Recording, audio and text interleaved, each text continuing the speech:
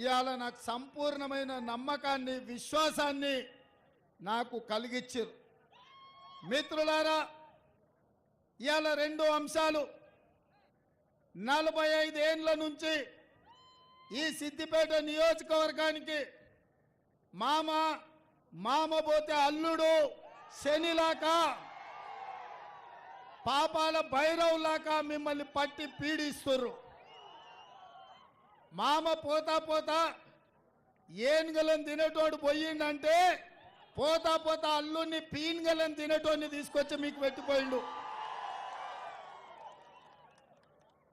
అరుంధతి సినిమాలో ఎట్లయితే బొమ్మాలి ఎట్లయితే మిమ్మల్ని పట్టి పీడించిండో ఈ సిద్దిపేటలో ఉండే యువకులను, వ్యాపారస్తులను, ఈ ప్రాంత ప్రజల్ని పట్టి పీడించిన బ్రహ్మ రాక్షసు నుంచి మీకు విముక్తి కలిగించడానికే ఇవాళ ఈ సిద్దిపేట గడ్డ మీదకి వచ్చిన మీకు అండగా నిలబడతా అని మా మిత్రులందరూ తెలియజేస్తున్నా.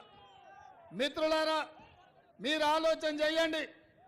ఆనాడు 1980లో దేశ రాజకీయాలలో కాంగ్రెస్ పార్టీ ఓడిపోయిన తర్వాత ఎన్నో వేగవంతమైన పరిణామాలు, ప్రజలకు అన్యాయం జరుగుతుంటే ఆనాడు శ్రీమతి ఇందిరాగాంధీ గారు కాంగ్రెస్ పార్టీ పక్షాన ఈ మెదక్ పార్లమెంటు నియోజకవర్గంలో 1980లో నిలబడితే లక్షలాది మెజారిటీ మీరు ఇవ్వడంతో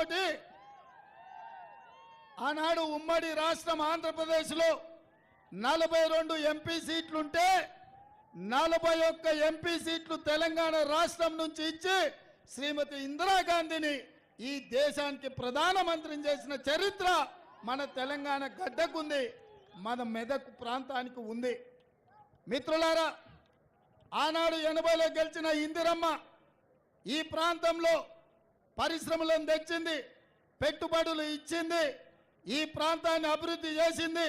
ఈరోజు దేశంలో నలుమూలల నుంచి కార్మికులు వచ్చినా, కర్షకులు వచ్చినా, వ్యాపారస్తులు వచ్చినా, పెట్టుబడిదారులు వచ్చినా మన ప్రాంతానికి ఆనాడు జవహర్లాల్ నెహ్రూ గారు మనకు బిహెచ్ఎల్ ఇచ్చిండ్రు.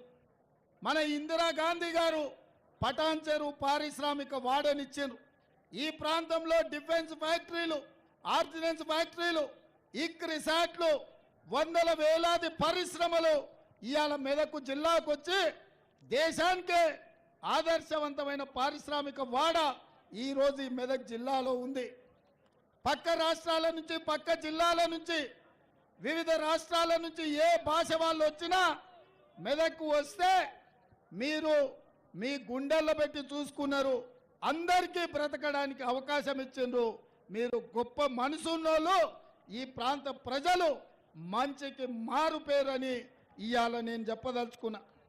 అందుకే మిత్రులారా, ఇవాళ ఇందిరమ్మ నాయకత్వం వహించి ఈ దేశ ప్రధానమంత్రిగా ఈ మెదక్ పార్లమెంటు నుంచే ఇందిరాగాంధీ గారు నాయకత్వం వహించారు. మరి అట్లాంటి మెదక్ పార్లమెంటు ఒక బలహీన వర్గాల యువకుడికి ఏ తండ్రుల, తాతల, ముత్తాతల పేరు మీద రాలే, వందల వేల కోట్ల రూపాయలు చూసి ఇవ్వలే. బలహీన వర్గాలు ఒక ముదిరాజు బిడ్డకు మెదక్ పార్లమెంట్ నుంచి ఎన్నిక చేయాలి.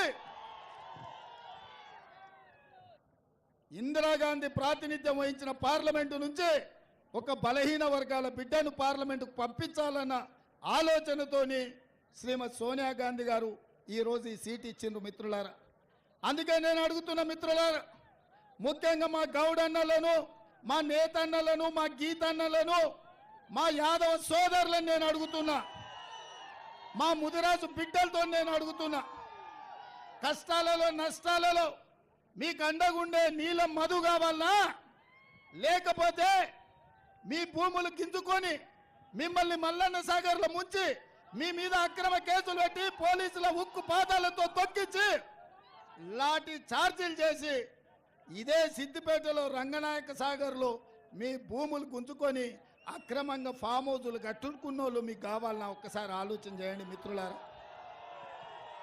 ఇవాళ ఈడ మున్సిపాలిటీలో మీరు కౌన్సిలర్లకు నామినేషన్లు అయితే పోలీసులు వచ్చి బెదిరిస్తారు.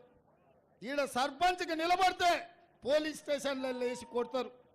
ఇవాళ ఇక్కడ ఎమ్మెల్యేకు నిలబడాలనుకుంటే అక్రమ కేసులు పెట్టి జైళ్లకు తోలుతారు. ఇది నిర్బంధమా? ఇక్కడ ఏమన్నా దొరల రాజ్యమే నడుస్తుందా?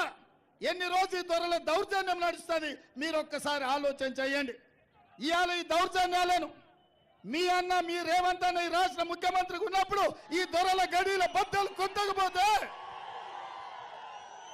ఈ సిద్దిపేట గడ్డ మీద 3 రంగుల జెండా ఎగరకపోతే శాశ్వతంగా ఈ సిద్దిపేట ప్రాంతం బానిసలుగా బ్రతకాల్సిన పరిస్థితి వస్తుంది.